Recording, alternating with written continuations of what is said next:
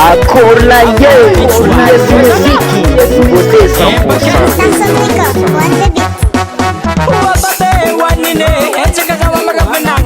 Babe wanine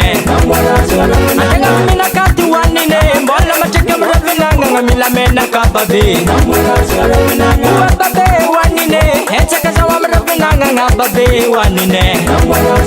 Atanga mina tuaka karati Koku na cheke mena kababe wanine Babe wanine Echeka zawa mravinanga Ngempake zanine Zaka studio madeva kali Toku na cheke mena kababe wanine NAMOA RAZANA NAMOA RAZANA rumazava NAMOA RAZANA rumazava Nani bweye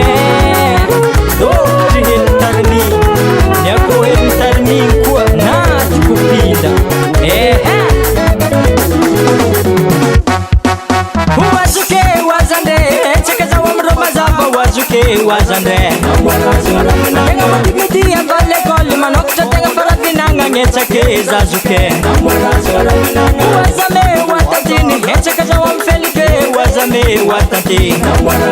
Bukabina segadaji zazame Angambeko chfelike Chake zazame Wababe wanine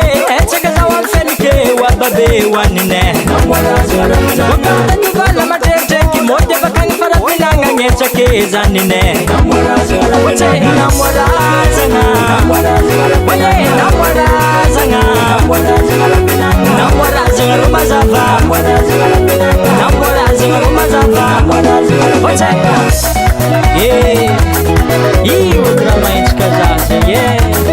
Antenga kaya simtadi vote Mbola maitswa Koy sanana nala Mafrato NAMOA RAZANA NAMOA RAZANA NAMOA RAZANA rumazava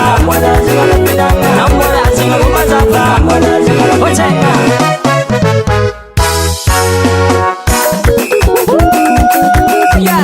Cette fois-ci 7 sur 7 Ravinanga fu Ang mafana Ang bari Ang chirik Ang ambe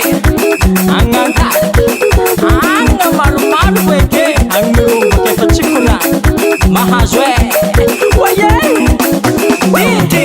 Ininga mena meneka Ininga mena meneke Ininga mena meneka Ininga mena meneke Ininga mena meneka Ininga mena meneke Ininga mena meneka Ininga mena meneke Unity Loko Jack Yisi Ako magkapatsikuranyi Marare Amno Paminmin na isana Waye Roswe Wani mwere jabe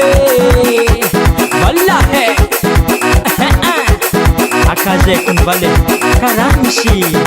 Loko ruam duborowe Sishubuene kubalo Zahecim karimze Awo